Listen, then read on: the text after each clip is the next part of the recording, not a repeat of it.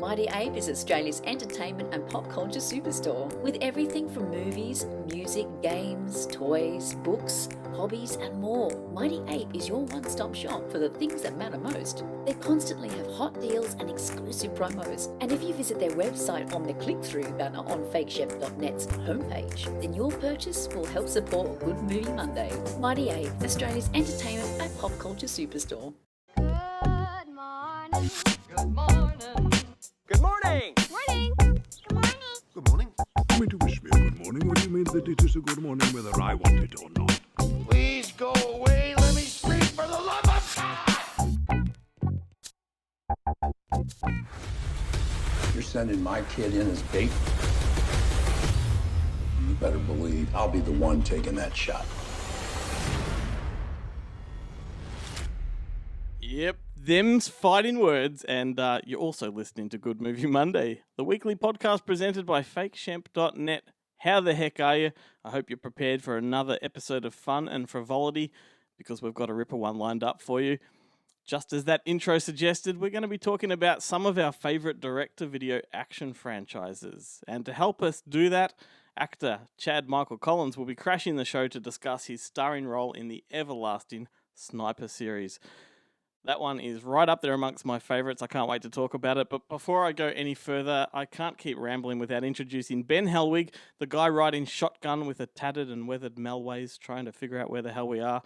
Hey, mate, how's things this week? Yeah, pretty good. I'm looking forward to fun and frivolity.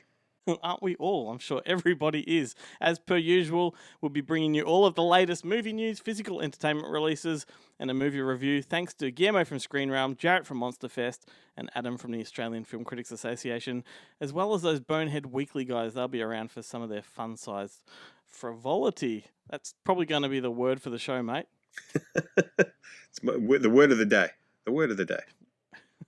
We need a magic bell or something and make a drinking game of it. Yeah, let's do it. The bell's in the office.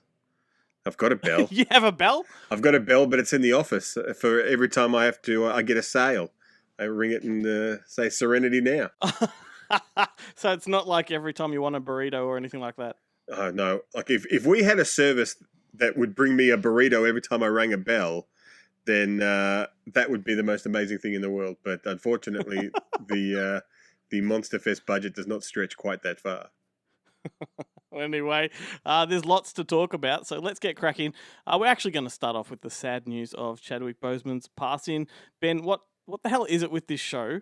No sooner do we hit stop on recording and some celebrity goes and passes away, which of course means by the time that we report the news, it's almost a week old.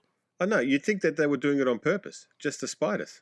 Oh man, well nevertheless, this is awful news, and I think I was blindsided, and I think the entire world was pretty much blindsided.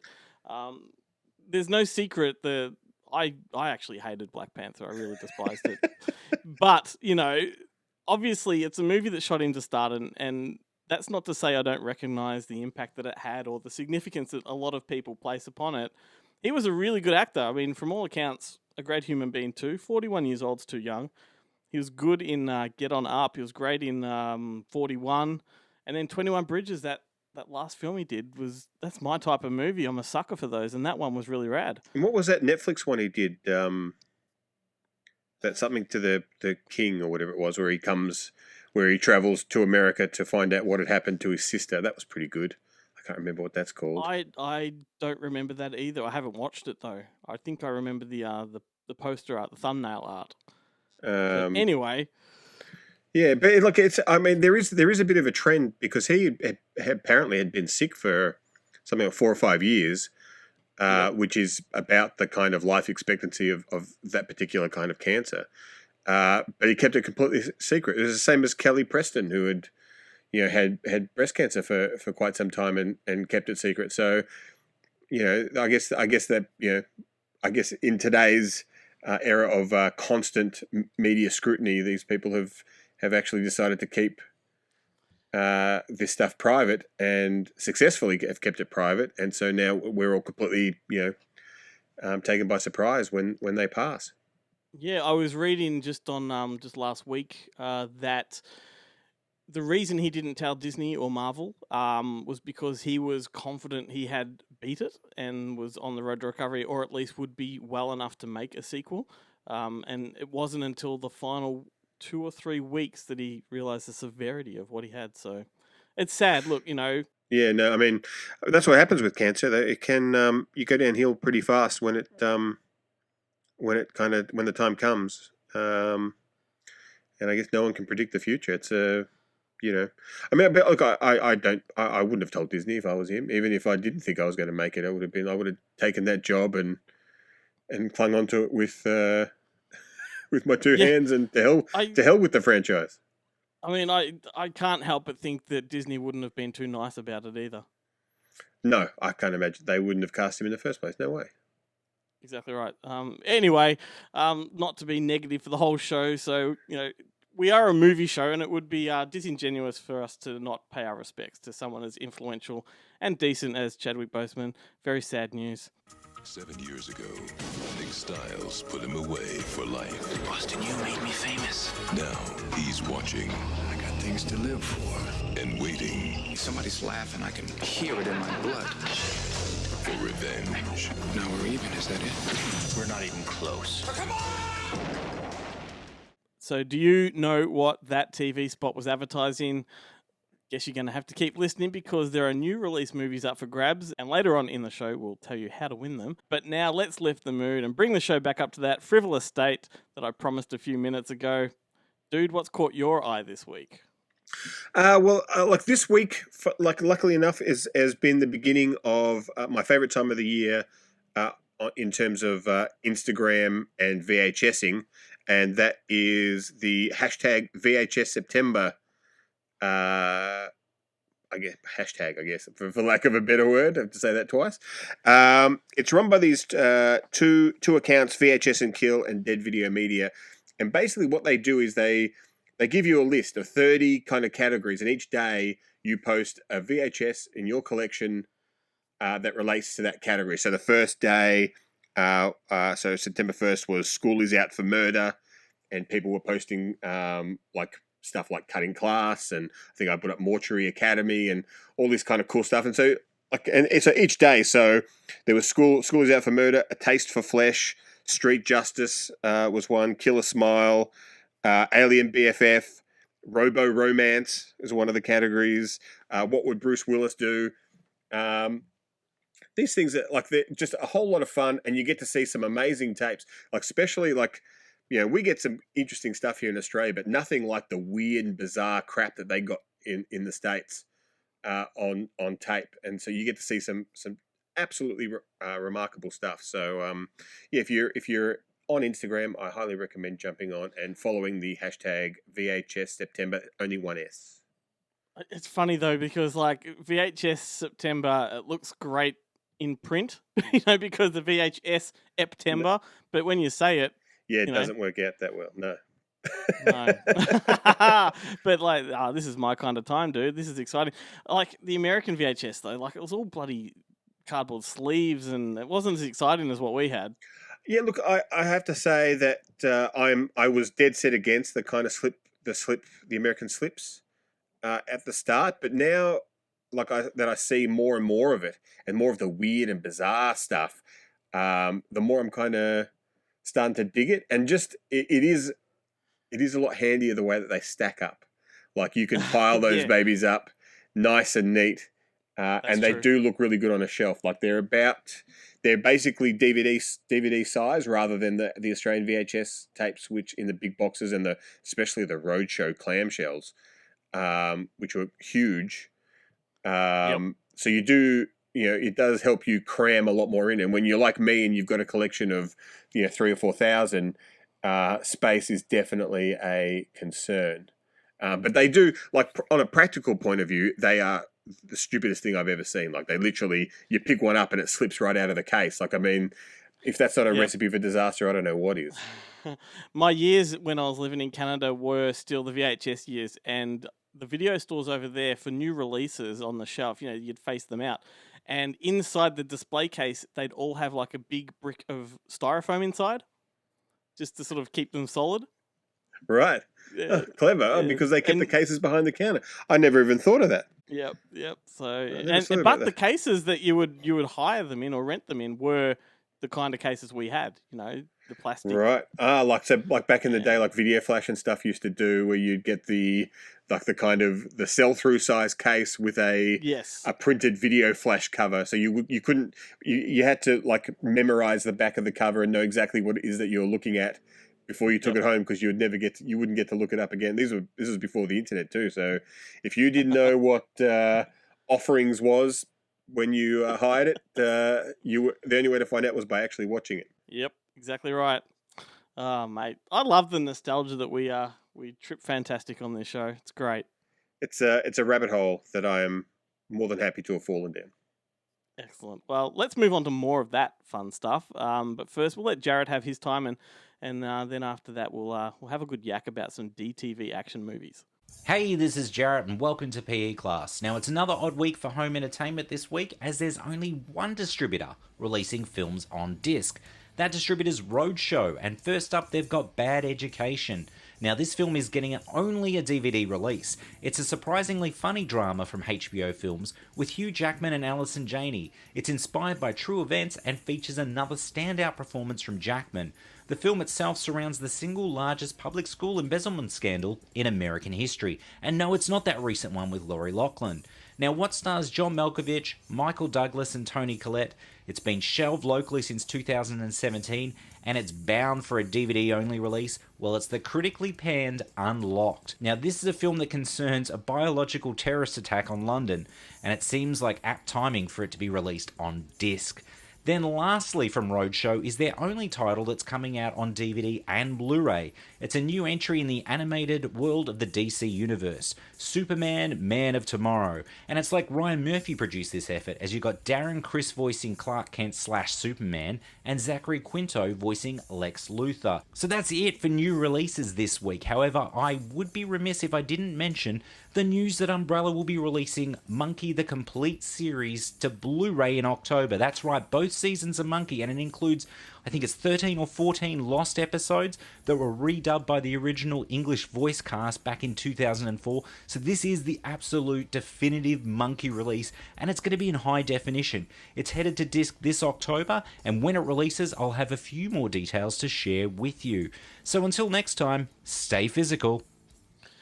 You know what, dude? A lot of people associate me with horror movies, and I have this like weird reputation for loving second-rate sequels, which is completely true, like guilty as charged.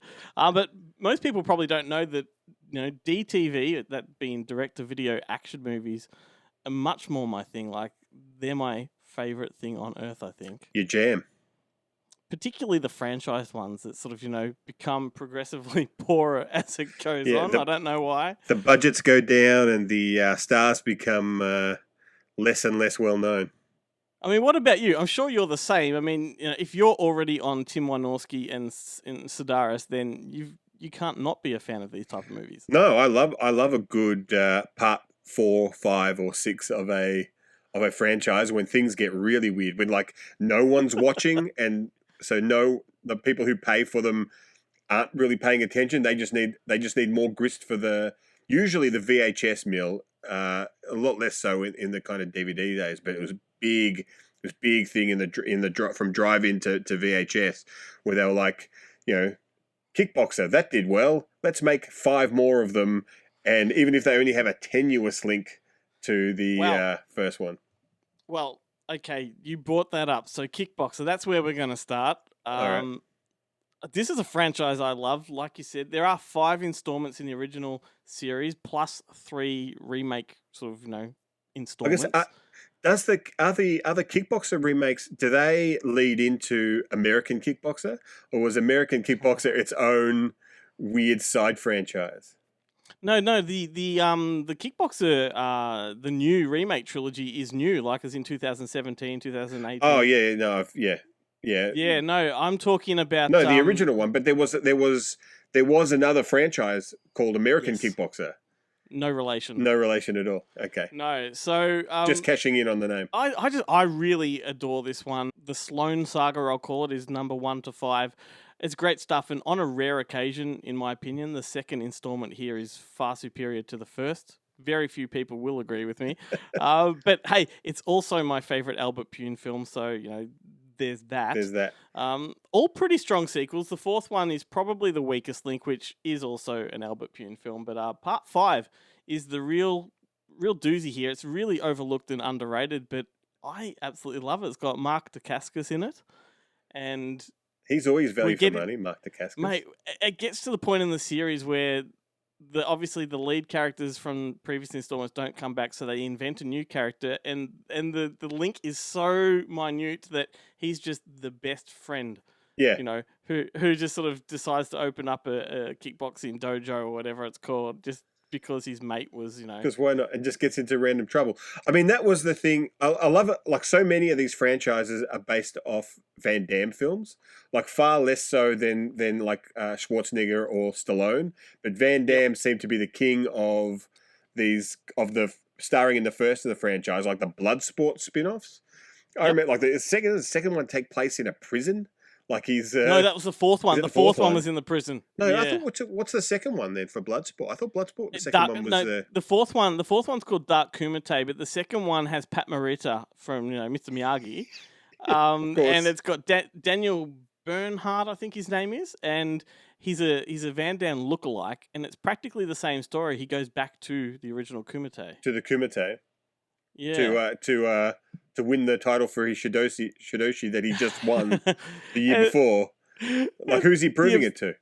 Do the military try and stop him? I can't remember, but the absurd thing about it is in number 2 and 3 he plays the same character, and then in number 4, which is the prison one, he plays a completely different character. It's the same actor. Yeah. In the same universe. In the same universe, yeah. Yeah, just completely bonkers, mate. But I do kind of like the Bloodsport ones are really low rent. Yeah, when totally. it comes to that kind of thing. Like it always. I never understood why they continued Bloodsport. I mean, Bloodsport, the concept of a kind of a to the death tournament is fine, and I always thought the quest was basically, Bloodsport, a reboot of Bloodsport with Van Damme, just 20 years directing. Yeah, with Van Damme directing just 20 years later, or however much later it was. But it was called Wrong Bet here in Australia, but in the US it was called Lionheart, and which makes a lot more sense because in the movie they're constantly calling him Lionheart and calling out Lionheart, and there's lots of Lionheart references. But that one didn't seem to evolve into any kind of franchise, and that was the one that naturally led into it because the whole thing's about these underground fights. Like, so easy to just plug in another, to get that guy from Step by Step to kind of to be in it, or Sasha Mitchell from was he in the American Ninja Kickboxers? He was in the Kickboxers. He's David Sloan, and we better not speak too poorly of him because I am trying to get him on the show. No, I love him. I mean, he was. I love Step by Step, and I thoroughly liked all his. He seemed to spend a lot of time in trailer parks in his action movies. Always like a trailer park guy who happened to be an awesome martial artist. Yeah, he's really big and buff now, like really burly, right? But strong. He's a real strong kind of like a Stallone kind of buff and burly. Right. So not Cody. He's not Uncle Cody anymore. No, he's not. Yeah. No, he's not.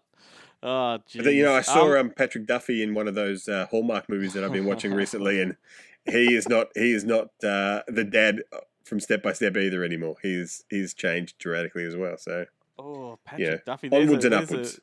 There's someone I haven't thought about in eons. No, before this movie, the last time I thought about him was when he was in that episode of Family Guy where they blow up the nuclear plant and he wakes up with Suzanne Summers from bed as if it was a dream on Step by Step. It's like, I just had a terrible dream that Family Guy blew up the nuclear power plant. Oh, man.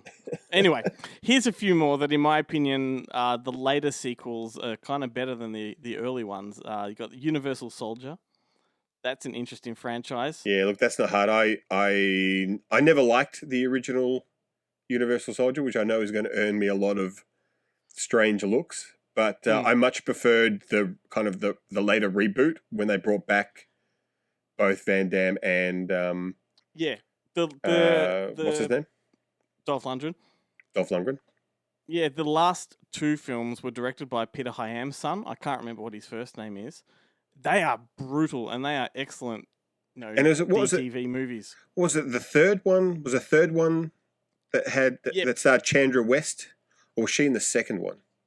Well, it's 'Cause an interesting thing because the franchise actually goes off into all different sort of diversions and timelines, because you had originally number one, and then they did a direct-to-video part 2 and 3 with like Burt Reynolds, and they were shit. But then they did a theatrical. Hang on, official are you sequel. a sequel with Burt Reynolds in a bit part as shit? I don't understand. I don't know how you can say that. And then they did an official sequel to the theatrical film, which was The Return, which had Van Damme come back. Yeah. And then they decided that, okay, if we're going to move forward, we have to ignore that timeline. So they just completely removed that from the canon and move forward with the others. So it's like Halloween. There's so many different ways you can go. Yeah. No, my favorite is when they decide that one isn't part of the continuity anymore, and they completely retcon it in the next one. And you're like, you're making these things on a budget of $500,000, like, and you can't think of a good enough idea to keep it in the but yet part 4 is far superior to part 3, so we're going to pretend that part 3 didn't happen. Like, just roll with it, man. Pisses me off to no end. Okay, so then a couple of others. We had Best of the Best, which I think is an interesting franchise. I think part 3 and 4 are far better films than part 1 and 2, but they're not anything alike. No, they're fantastic. The first two films of the franchise. Well, the first one is like literally a USA Olympic martial arts team fighting the Korean martial arts team, which is fantastic. And of course, there's all sorts of weird interpersonal stuff going on. Then the second one, they bring back pretty much all of the main cast members, I think, except maybe one. I think the hippie guy doesn't come back for the second one. And that turns into a weird death sport, like a kumite type thing in Vegas, where, and spoiler alert, stop listening if you really want to check out Best of the Best 2, Chris Penn gets killed. And then number 3, it's just Stephen Ray or Ree just going back to his old hometown, where Shooter McGavin is the local cop, and Gina Gershon is like a school teacher, and fights like neo-Nazi Ku Klux Klan members who have decided to take over the town because for no real other reason other than they are what they are. And and the ending is amazing, but their allegiance to their cause at the ending just proves to be so lackluster. It's an amazing piece of trash. I thoroughly enjoy it. But 3 is nothing on 4, which is possibly the greatest of these movies I've ever seen. The greatest DTV action movie. Like, it's got an amazing cast. It's Philip Ree. That Ernie Hudson turns up as an asshole cop, like a real asshole cop. And let me tell you, this guy, I have to check the age, but this guy looks younger in this than he did when he was in Ghostbusters. But Tobin Bell is like the Russian villain. Chris Lemon plays a cop. Paul Gleason, who people may remember as Beekman from Trading Places or the teacher from Breakfast Club, is a priest who's in it for 5 minutes. Art LaFleur, who plays like the Tooth Fairy in the Santa Claus movies, is a convenience store owner. Sven-Ole Thorsen, who is in just about every Arnie movie, he's the security guard in Running Man and stuff. He's in it as one of the thugs, and he's like a real weird, wimpy thug too. Mm-hmm. It's just like this amazing cast, and this time it's all about like the bad guys, Tobin Bell, they rob a paper truck because it carries all the paper that prints the money, and then but somehow someone steals like the print file with the code for so the money is completely legit, and slips it into Philip Ray's pocket. Mate, it is an exceptional little franchise, and I love that Philip Ray gave himself that sort of Rambo style slow motion swagger into town with his sunglasses on and his singlet, and Yeah. leather jacket over his shoulder. And that's the amazing thing between part three and part four is that part three, he's visiting his sister and her kids, and he's a single guy. And then by the time part four comes on, and it looks like he's aged not at all, he's got like a 4-year-old kid. His wife has died of some horrible disease. And he's like doing the single dad thing and training the police force. He's gone from a kind of a hobo in the like just wandering like he's like Lorenzo Lamar in that Bounty Hunter TV series where he's just wandering the road like he's like the Samuel L. Jackson character in Pulp Fiction after he leaves after he stops being a hitman and just wanders the earth going from town to town solving crimes. And then next thing you know, he's like he's based in a city. He's teaching the police martial arts. And by the way, the police think they don't understand why they're learning it. Like this is in 1998, and the police in this movie are still like, why are we learning martial arts? Like what? People use guns, right? Like they haven't like Bruce Lee and Van Damme never existed, so they have no idea the value of head-to-head combat. It's an amazing franchise. I'll tell you what, dude. Let's let Guillermo have a run at the mic, and then we'll just come right back and keep talking about this because this is fun.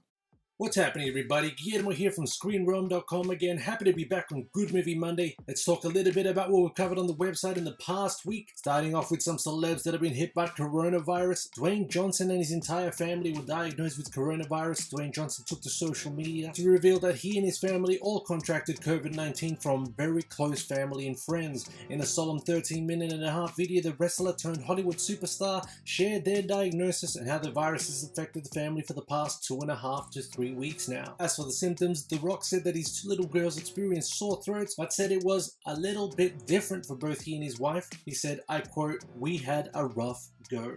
There is, however, good news. Johnson said that he and his family are now doing well and are no longer contagious. Robert Pattinson has tested positive for coronavirus as well, prompting the Batman to suspend filming, and just a few days after the Batman went back into production in the United Kingdom. Warner Brothers first confirmed that production was being halted after a crew member tested positive, and then Pattinson himself. It remains to be seen how long production will have to be going on hold for, but apart from that, wishing Pattinson and everyone else on that set all the best. Sounds like a bit of a recipe for a fun action thriller here. Gerard Butler and Frank Grillo will be starring in Cop Shop, a feature from director Joe Carnahan, whose credits include Narc, Smokin' Aces, The Great, and The A-Team. The film will see a small-town police station become a battleground between a professional hitman, played by Butler, a smart rookie female cop, and a double-crossing con man, played by Frank Grillo, who seeks refuge behind bars with no place left to run. The rookie cop has yet to be cast. In a statement, Grillo and Carnahan said, "We feel that this is a movie that can play big globally, but be made sensibly, and we are always looking for this type of elevated genre where the writing really drives the action and the drama." Filming on Cop Shop will begin in Georgia and New Mexico this coming October. Lock, Stock and Two Smoking Barrels and Snatch director Guy Ritchie is set to reunite with Jason Statham on a Miramax spy thriller called Five Eyes. The film will see Jason Statham playing an MI6 agent called Orson Fortune, how cool is that name, who is hired by a global intelligence alliance called Five Eyes to track down and stop the sale of a deadly new weapons technology threatening to disrupt the world order. He's reluctantly paired up with a CIA high-tech expert called Sarah Fidel, and he sets off on a globe-trotting mission to find a billionaire arms broker and infiltrate his inner circle. The script will come from Ivan Atkinson and Marn Davies, who both worked with the filmmaker on The Gentleman. That about does it for me, guys, and of course, rest in peace to Black Panther star Chadwick Boseman, who passed away in the past week, gone much too soon at the age of 43. Thanks so much, I'm out. Okie doke. So, dude, there are so many more to consider. I think the award for the longest string of installments would probably have to be a tie between the Blood Fist series with Don the Dragon Wilson and the series in question today, Sniper, which they both have 8 installments. But then, if you include both factions of the Delta Force series, there's 8 of those too. Yeah, Delta Force is a weird one. Like that one started. The amazing thing about Delta Force, and it is a canon film. So, and Canon's motto was "Yesterday's stars at today's prices." So, I mean, it was an old Chuck Norris I mean, he was probably the most reasonably aged, but a really old Lee Marvin who looked like he was, about to keel over and die. Like he was doing all these black ops kind of stuff when they're boarding the plane and stuff. Like this guy can't. It's like watching. What's it? James Garner run in Rockford Files when you know that he's had like a major back injury and can't move. And you're like, why are you making him do this? We have had that conversation at least 3 times on this show. 3 times. But it's an amazing, and look, I do love seeing Robert Forster play an Arab terrorist. Yeah, but I mean, by the time you get to number 3, Chuck had stepped away because there was an accident on the set of part 2 where a stuntman died, so he didn't want to come back. So instead, he sent his son along, Mike Norris. Mike Norris, star of Survival Game. Well, this Delta Force 3, I really like it. It's like the Expendables on a budget because you've got all these sons or brothers of famous people. So you've got like Michael Douglas's brother, Eric Douglas, I think is his name. Right. The one is this the one that this isn't? No, it's his son that died of the overdose, isn't it? Yeah, you got Nick Cassavetes is in there. Right. Like it's just like. What about is there Don Swayze or Joey Travolta? There may be, but if you were to put all of their surnames on a poster, it would look like the biggest star bloody studded lineup ever. And then in really fine print, you've got their Christian names. Yeah. But then after that, the series went to TV land and became Operation Delta Force, and there were 5 of those. Right, made for TV. Yeah, look, I have to be honest. That series was one that I could never really get into. I didn't like the first one, and I never followed through with the rest of them. But I mean, I do find it amazing that like Delta Force are, the US's kind of. They're like the Navy SEALs. They're the best of the best kind of thing, and yet in that first movie, it's all populated by people over the age of 50. But you know what? I mentioned Blood Fist. There's a funny one because I think the first 2 films were like back-to-back, sequel. But then number 3 through to 8, it stars Don the Dragon Wilson in every installment, but playing a different character and a standalone story. Well, the amazing thing about Blood Fist is that Don the Dragon Wilson, like kind of Mark Dacascos, is who you get for part 3 and 4 of a franchise. Very rarely is he the star of part 1 or part 2. And so, of course, he's there up to 8. Like, why wouldn't he be? What else is he doing? But he started the franchise in the first place. Like, it almost felt like number 1 was like a bad sequel. Yeah, like number 1, basically, it's like a kind of is it Bloodsport? It's that kind of, a rip-off kind of movie. Like he's or like, was it Karate Warrior or any of those? Like, I revisit Blood Fist every so often. It's another case of me wanting to like something that's just never going to happen. And like, I'll just pick an installment and put it on, and it's just so woeful. Like, I only found out about it, like, I'm going to say, 10 years ago probably, now. But like, kind of late to the party of the Blood Fist party. Like, I had never heard of it before. And I was like, how could this exist? And I haven't heard of it. Yeah. And I put the first one on. I think I picked it up on DVD from Borders. That's how long ago this was. And I remember thinking, Jesus, this could be great if only they had a budget and a script, and someone who knew what they were doing behind the director's chair. It was but like I love the title, but for some reason the title always made me think of, in Community where they talk about Kick Puncher. Like I remember, it sounds like a really forced name, like trying to just make it like associate it with Bloodsport, but like Fist of Fury, like trying to get in there with some kind of amalgamation of titles. Like it's like a parody. It's like the title you'd give to a parody of Bloodsport. Yep. All right. So how about this? I'm gonna list some more franchises. Feel free to come back to any of them at the end. Just some great DTV fodder for us. You got Missing in Action, Iron Eagle, Death Race, Turbulence, Never Back Down, American Ninja, No Retreat, No Surrender, Cyborg, Trances, The Marine, Escape Plan, 12 Rounds. Any of those stand out for you, or perhaps you've got some more to add? Well, look, American Ninja, can't go past American Ninja. It's good stuff. That is one of the classics, and I completely forgot that there was a part 5 part 4. I think part 4 took me by surprise, and then I found out there was a part 5, and I remember Which is being also shocked. a standalone film. Which is a standalone film, yeah, doesn't- because part 4 is part 4 or part 3 the first one that David Bradley comes into it, but Michael Dudikoff and Steve James are still, because Steve James kind of sticks around for quite a while in the Yeah, franchise. because it's like a crossover. It's like a handing of the baton, wasn't it? Yeah, that was the idea, which I remember thinking was basically the same as, and I can't remember now if you just mentioned this in your list, but Highlander, where they did the Adrian Paul and Christopher Lambert. They kind of hands off the franchise. Then it doesn't do so well, so it skips a film, and then they kind of come back to try and, Yep. And I mean, I remember, like, the funny thing with that American Ninja was that Michael Dudikoff, who had by that stage, I believe, had already been in things like Bachelor Party, and he was supposed to be Cannon's Spider-Man and stuff, was actually like a pretty decent actor.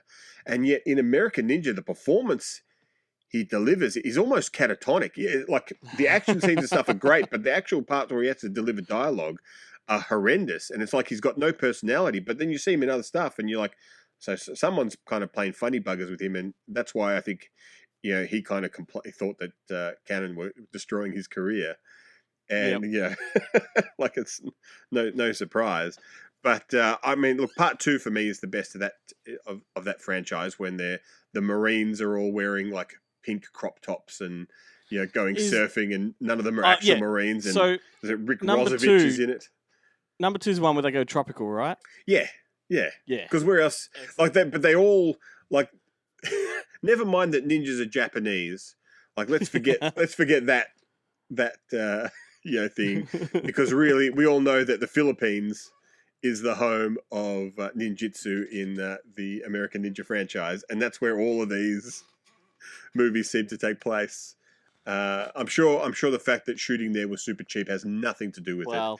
I can relate to that a little bit with my recommendation coming up later in the show. Anyway, I think it's time that we let the Bonehead Weekly guys do their thing. And this week they're going to be discussing overrated directors. So that's going to be fun, and I wonder who they're going to choose. But anyway, we're going to also hear a tune that is most definitely of its time and as equally hilarious as it is awesome. And then, of course, after that, Chad Michael Collins will be up. In a few minutes, he'll be talking about the everlasting Sniper franchise, so stay with us. Welcome to Bonehead Weekly Fun Size Edition. Today we're going to talk about the world's most overrated directors. So I'm picking Zack Snyder, who has done maybe 1.5 good films, and the rest are trash. And I'm sorry, fans, I don't need to see a Snyder cut of Justice League. I have seen Superman, Man of Steel, and Batman versus Superman, and both were trash movies, and we don't need to see Zack. I am tired of Zack Snyder's vision. I'm tired of, you've never been tired of snacks in your life. But no, I just feel like Zack Snyder is overrated. I don't understand what his vision is or what his movies are about, and half the time they don't make any sense. What's his good movie other than Dawn of the Dead? Dawn of the Dead with I'll give him a 0.5 point for Watchmen. Yeah, he got about a half of it right. Yeah, he got about half of it right. It's tough though. I'm give him a big wide berth, and I always have with Watchmen, because you either do it and embrace it, or you do it and embrace it and change the whole setting and basically make it a sequel, which is what they did for HBO. Which is what is right and works way better than the actual Watchmen. The only thing the best thing about the Watchmen movie is Jackie Earle Haley. The casting is pretty good on that movie. Yeah. Casting's third good. Mine is Gary Marshall. Really? Gary Marshall has made more just saccharine shit. Now, I agree with you. Ever did Gary Marshall step outside of the box and try to make something interesting. Yeah, the every year doing a movie based on a holiday? Based on a bullshit Hallmark holiday. Yeah. Now, and that's the later part of his career. I know. I'm talking about the director. Did he produce some great television? Yes. Did he make billions of dollars at the box office with Pretty Woman and what have you, and the Princess Diaries? Absolutely. Is he a great influence? Was he a funny man? These are all true. I'm not arguing. I'm talking about the filmmaker. Gary Marshall is completely overrated. He gave me one movie, and now I watched it a couple years ago, and I don't love it as much as I used to, called Nothing in Common with Tom Hanks and Jackie Gleason, that I like quite a bit, even though the ending of that even is just a little too much. Gary Marshall is an overrated director. Yeah, the only movie that gets a pass for me that Gary Marshall did was Overboard. Okay, I like Overboard. Does that save me from No. ever bullshit? Oh my God, it's Love Day the movie. Fuck him. Dear God gets half a so like Watchmen. Dear God gets half a point for me. James, what do you got? No, it's got Greg Kinnear. I'm going to talk about a person because you all want most overrated director. This is a person that it offends me. They get to use the term director, and I've just found out he's got 3 films that are coming out this year. I thought we got rid of him. I thought he was going away, and that is Chaos. Chaos directed or showed up to Sept. Is he overrated? I don't know anybody that's going X versus Sever. That was amazing. Maybe they gave him 3 movies. Like it. Glenn likes a lot of shit. They gave him 3 movies this year, and here's actually what makes me upset about him. This is a quote from him. It's 2 separate issues, as with most films I've been doing for the past few years, I'm just a hired hand.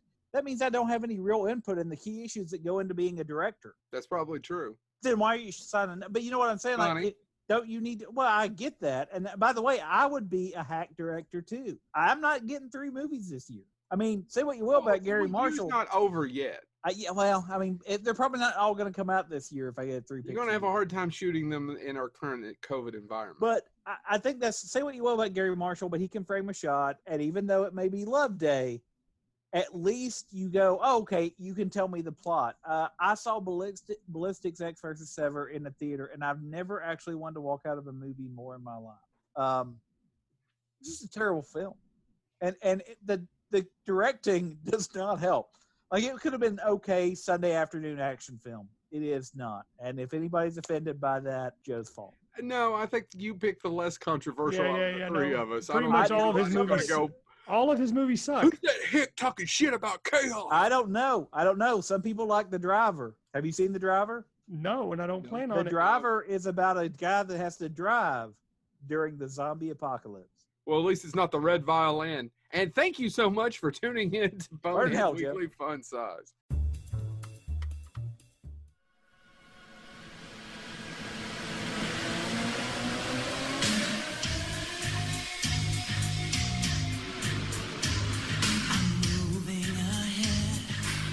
Constantly driven, my heart's torn deep. I feel so tormented to see familiar eyes in a picture. My brother's eyes, my brother's eyes. Will I be broken? Will I heal with time? Where will I be when the last man dies? When the last man dies.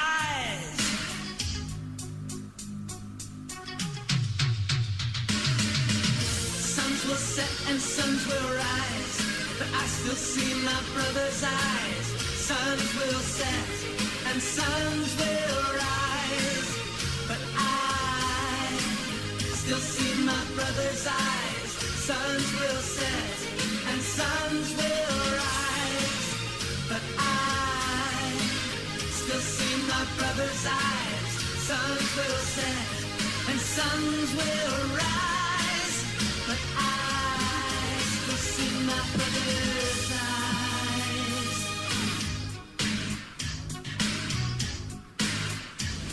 I'm moving ahead, constantly driven.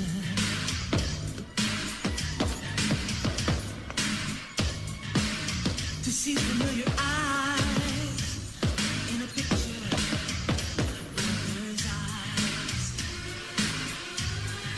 my brother's eyes,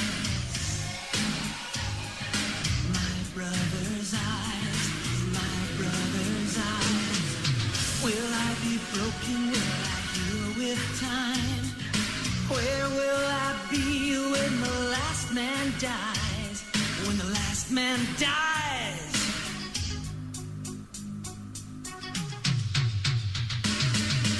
Suns will set and suns will rise, but I still see my brother's eyes. Suns will set and suns will rise, but I brothers' eyes.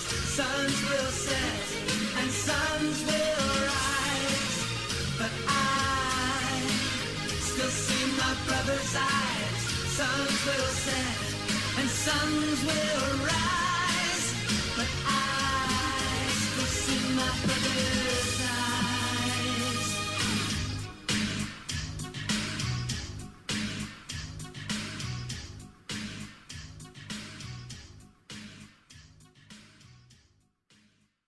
Well, how's that for a splash of nostalgia? Probably even good for a giggle. That song was My Brother's Eyes by Eric Barnett from the hugely underrated 1992 film Kickboxer 2, which was, of course, directed by our good friend Albert Pune.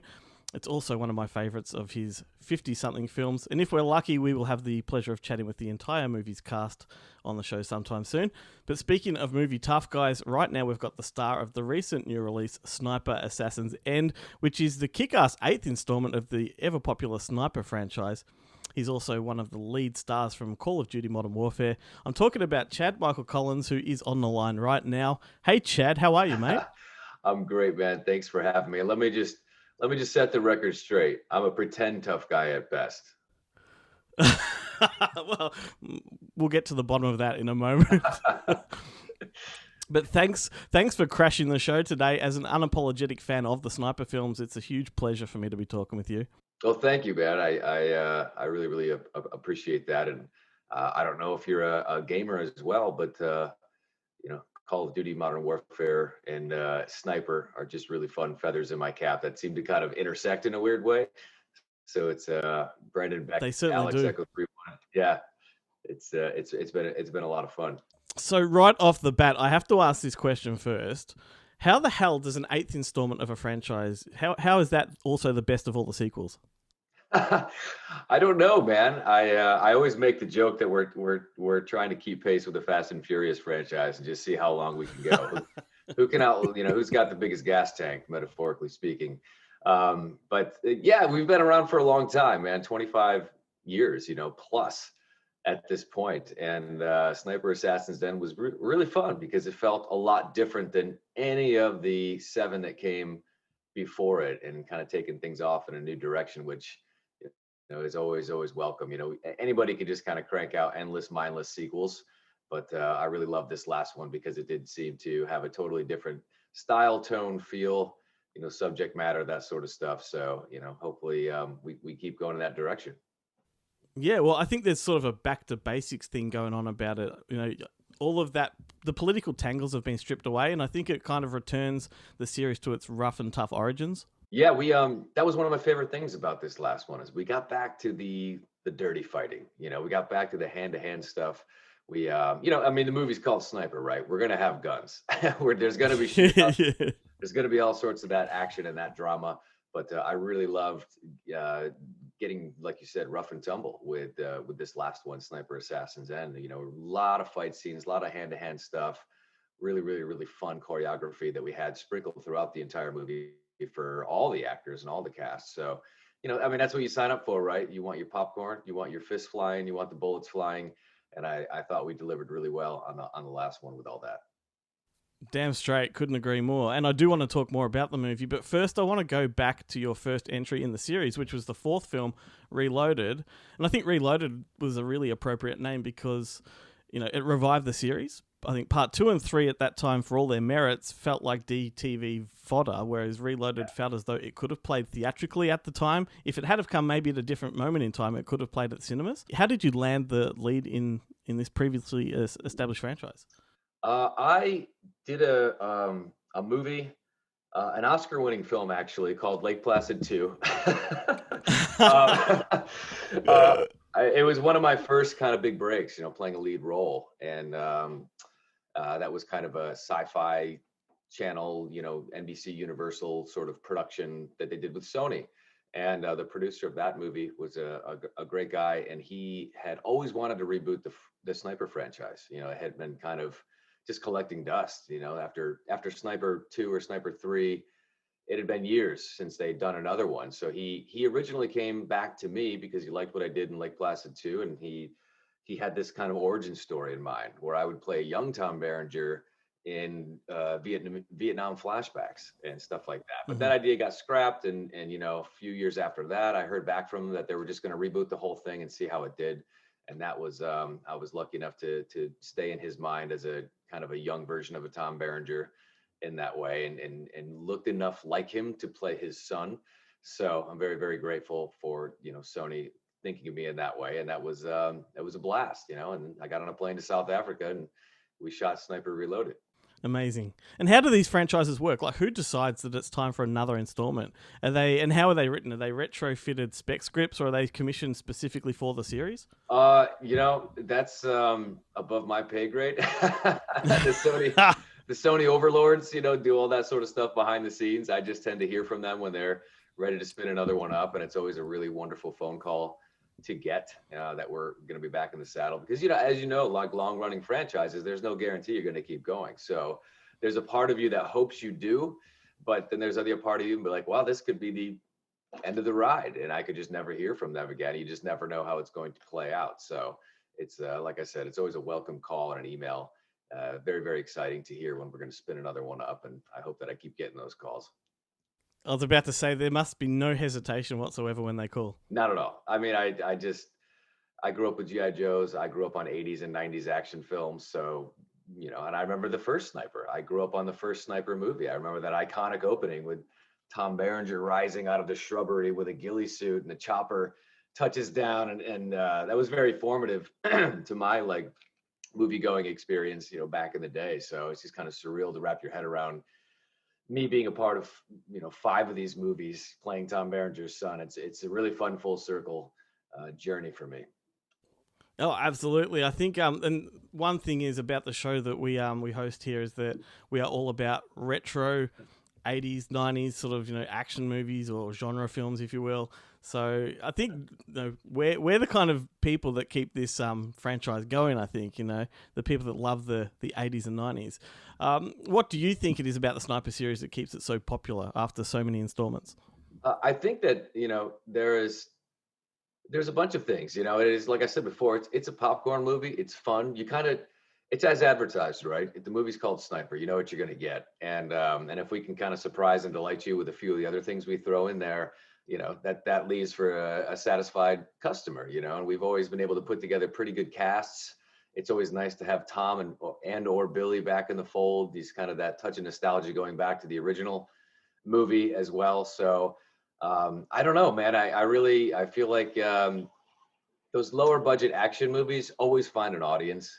And I'm so appreciative of that. And, people around the world tend to gravitate towards America and military and stuff like that. They just kind of love those stories and everything else. That the feedback that I've seen is those stories are always really popular all around the world, and I'm grateful for that. So, I guess you'd have to ask the audiences what they love most about it, but I'm glad they keep coming back for whatever reason they have. Yeah, for sure. Is there a crossover with the Modern Warfare audience and Sniper? Do you find there's the same people? You know what? I have. This past year, I had a lot of people who love Call of Duty. It's such a massive, action game franchise, and they discovered that I played Alex Echo 3-1, so they actually started looking into the TV and film work that I did, and they all started watching the Sniper movies and were very, very, very happy and pleasantly surprised by watching them. And then I had a lot of Sniper fans pick up Call of Duty, the game, and see what this is about. So it's really, really fun to see that crossover, to see people kind of enjoying, if you like that kind of entertainment, you like that kind of entertainment, whether you get it in a video game or a movie or a television show. So, those are my, it's funny because I actually have been streaming on Twitch, and I had these logos done, Alex's Army, and it's just, they are my army, man. And I appreciate the heck out of them. Oh, that's classic. Awesome. And all throughout the series, Tom Berenger and Billy Zane have only ever crossed paths once in Ultimate Kill. What's the story there? Did they hate each other, or was that sort of budgetary? I got to be honest, working with both of those guys, because I had worked, with Billy on Sniper Reloaded. Then the next one, Sniper Legacy, I worked with Tom. And then, so they kind of trade off back and forth. And to have them both reunited and on set, they had nothing but love for each other, man. We had a blast, and they were reminiscing. Awesome. They were sharing stories of their original experience. I thought Sniper Ultimate Kill was even better because both of them got to share the screen a little bit and appear in the same movie, after 25 years or something like that. So it definitely wasn't a dance where they were avoiding each other. They definitely like each other very much, and they had a blast filming that particular movie. So it's always a weird dance of schedules and budget and everything else to try and get the actors that you actually want to be in these projects. And I think it's been nothing more than that over the years, but I was super happy to have them both back in the fold and, behind scope, as they say. Yeah. Ultimate. Talking the lingo, mate. So you have a really good rapport with both of them on screen. Do you have a good rapport with them off camera?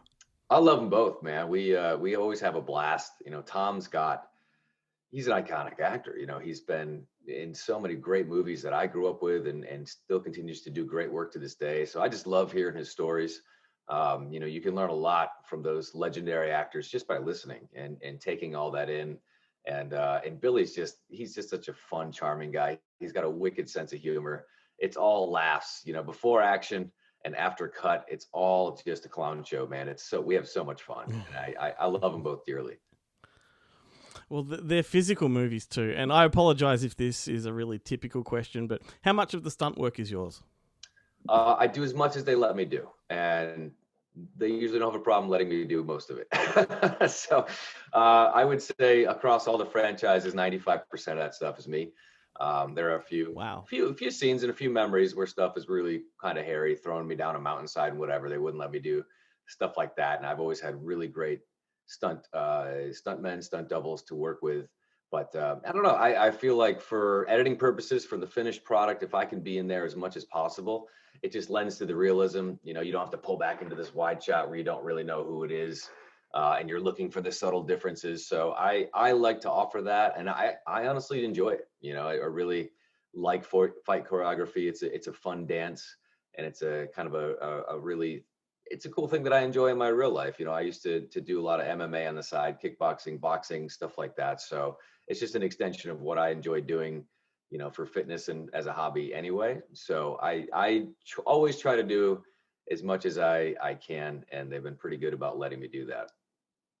And what about shooting? Did you have much experience as a marksman before getting into the series? I wouldn't say, I was a naturally gifted crack shot, but I grew up in the countryside. I grew up in upstate New York, and I was no stranger to rifles, shotguns, hunting with family and stuff like that. So I was always very comfortable and educated and knowledgeable about guns, from my boyhood years, basically. So and I always try to get a little bit of extra hands-on tactical training, some stuff with the guns, before I come in to shoot these movies. Work with really, really talented former vets, and people like that. So I always try to, add that extra layer onto my experience and my skill set, so I don't look like a complete buffoon on camera. So I'm by no means an expert, but I'm definitely, I guess, good enough to fake it.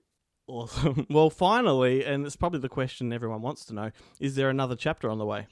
If there is, again, I'm just it's way above my pay grade, man. I'm just a grunt.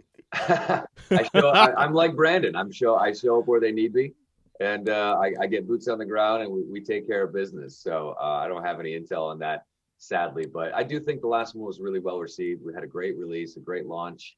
It just it's airing theatrically in Japan right now. I'm pretty sure it just hit Australia as well. Yeah.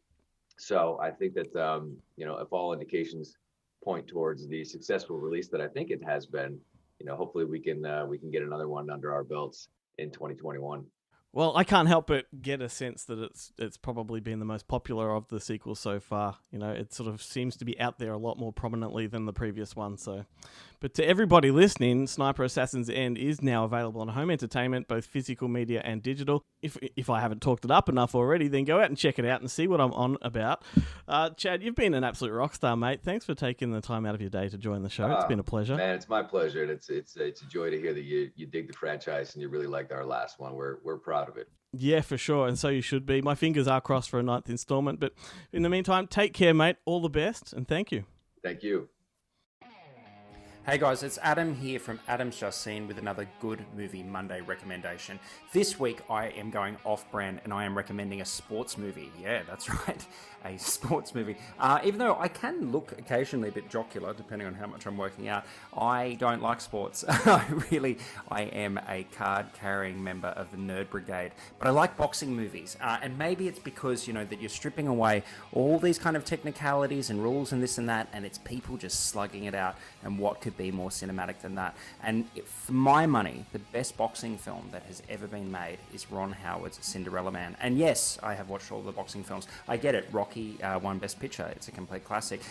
Raging Bull is possibly Martin Scorsese's best film. And look, Scorsese's like top 3 favorite filmmakers for me, so that's saying a lot. But look, I think of that more of an exploration of masculinity and the Italian-American experience. But if we're just going for pure pugilism, if we're going just for bone-rattling intensity, Cinderella Man cannot be beat. And that's because Ron Howard here, who has always been a very talented and solid director, is operating at peak craft levels. Some people can complain about this movie and they can call it mawkish and they can think that it's a bit soppy, but look, I'm a sucker for this. I like the human element. I like that it's set in the Depression. I like Thomas Newman's incredibly emotional score. I like the fact that Rusty is almost in tears because he's thinking that every battle is to keep his kids at home. He is playing a real life character here, obviously, Jimmy Braddock, a guy who was had a chance, blew it, down on his luck, got another chance,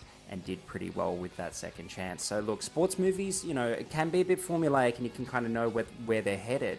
But as I said before, Howard is operating on such a level of craft here that he makes it feel fresh. Every broken bone, every split eye, every bit of spit that gets knocked out of someone's face, you feel it in this movie. So it was a little bit controversial upon release because this is when Crow's brand was a bit low because he had thrown a phone at someone, and the title itself isn't great. This is a comeback story, and so that's hence why he was a Cinderella Man. But you want to market a blood-soaked boxing movie to people, naming it after a princess. It's maybe not the smartest decision. So I think that's why this film was never as successful as it should have been. But track it down, check it out, and especially if you're into someone that likes revisiting movies and looking for certain sequences and craft, I just don't think anyone has ever put us in the ring the way that Ron Howard does here. So 5 stars from Adam, 5-star Ross here for Cinderella Man. Check it out.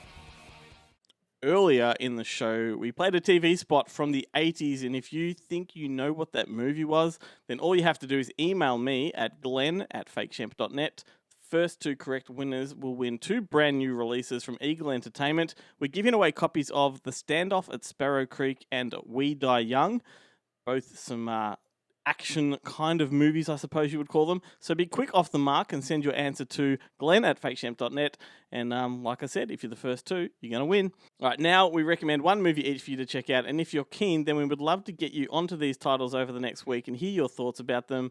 If we can manage to create a little movie club out of this, then that'd be pretty cool. So maybe send us your feedback.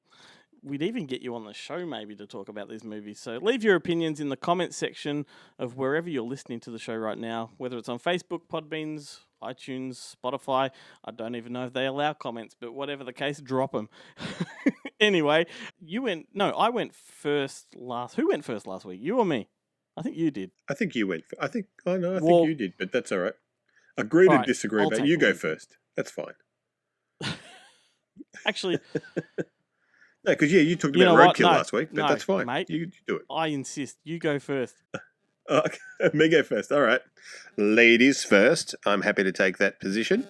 I'm going to talk about a film. It's relatively recent, probably the most recent film that I've talked about on the show. It came out a couple of years ago. It's Gaspar Noé's Climax, which I absolutely loved when it got a brief theatrical here in Australia thanks to Madman, and it's come out locally. It is available on DVD and HD in streaming formats. It basically, if you haven't seen this, it is a French film, and it stars Sophia Boutella from Atomic Blonde and the first Kingsman movie, and a bunch of other stuff. She's popping up in everything these days. It's this dance troupe are kind of rehearsing for their their big show, and they're about to have I think it's their kind of Christmas breakup time. I think they're having a big kind of party just before the show starts. Not like the show isn't actually starting like that night, but before they finish their rehearsals and the shows are ready to launch, and they have a big party, and somebody spikes the punch with acid, and everything goes nuts. Like they turn on each other, people get killed, like people dance like crazy. People are having sex with each other, and then wandering off and having sex with other people, and then other people are getting killed while they're having sex with people. It is this amazing mess of a film, and if you're like me and you do like a good choreographed dance sequence in a film, then you will love the opening 10 minutes of this. It is absolutely amazing, and it like all of Gaspino's films, incredibly visual, a total kind of head fuck, and highly recommended. Awesome. Well, you mentioned choreography there, so I can relate to that with mine, because if you like a good fight choreography, I'm going to keep with the DTV action theme, and this week I'm going with Isaac Florentine's Ninja, starring Scott Adkins. And look, laugh all you want, because I know this is a hokey movie, but damn if it's not a ball of fun. This one's like a real throwback to those Franco Nero style of ninja movies from the 80s, and it's like... What, where the lead actors have never heard of ninjutsu? Well, that's the only point of difference. But I mean, it's ultra violent, it's super stylish, and its overarching narrative is classic. It's the white guy raised by ninjas who's sent to America to protect a secret relic, and then a former student and rival from the dojo is the deadly assassinous villain, and the two make it sort of, they dance around each other for 80 minutes and fight, and it's kind of like a cheaper version of Ninja Assassin that the Wachowskis did. But look, I just think that Scott Adkins and Isaac Florentine are like a really formidable duo. Like their collaborations are always just rock and roll, and like I said, they went on to make Ninja 2. They also made Undisputed 2 and 3 plus Close Range, and I love watching their stuff. And look, this recommendation should be taken with a pinch of cheekiness and viewed with loose expectations. There's no doubt about that. But I've said this many times. People do laugh at me. I would love to see a James Bond movie with Scott Adkins as Bond and Isaac Florentine directing. Dude, that would make my day. Oh, look, it certainly can't be worse than the last 30 years of Bond. Man, wait till Keith hears this. Oh, yeah. You've been the sin bin, mate. Look, people who like the latest James Bond movies from Casino Royale onwards, like seriously, are the worst kind of people. They have no soul. Like if you think those movies are good, then my friend, you traded something to someone for something, and now electronic doors do not open for you. Your shadow does not show up on sunny days, and your reflection cannot be seen in mirrors. And just to reiterate, this is Ben who loves Best of the Best 3 and 4. Those movies are all soul. They're all soul. Oh my God! And just like that, the show was over. Well, Ben, I had a ball with this one. DTV is my jam. I feel like I could relish in the goodness of this for months on end. So thanks, dude. I have the feeling that I've just lost us a whole ton of listeners. Well, by my declaration of disgust in the Bond franchise. I was about to say thanks, dude. Always fun. But now you've just made me realize what you could have done. You've jeopardized the whole thing. That's right. Sunk the boat. So, Ben, fuck you very much. Big ups to Jarrett, Guillermo, Adam, and the guys from Bonehead Weekly for their input today. Very big thank you to Chad Michael Collins for taking the time out to stop and shoot the breeze. I had so much fun with that.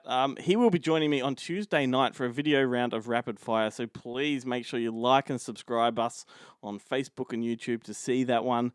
We hope you enjoyed the show. We're going to leave you with another belter from the 80s action catalogue. This is a song called Fight to Survive by Stan Bush from the Bloodsport soundtrack. Hope you're ready for it. What a banger of a track. Our old mate Brody's going to love this one. Anyway. Kumite. Have a great week, everyone. We'll see you on the socials.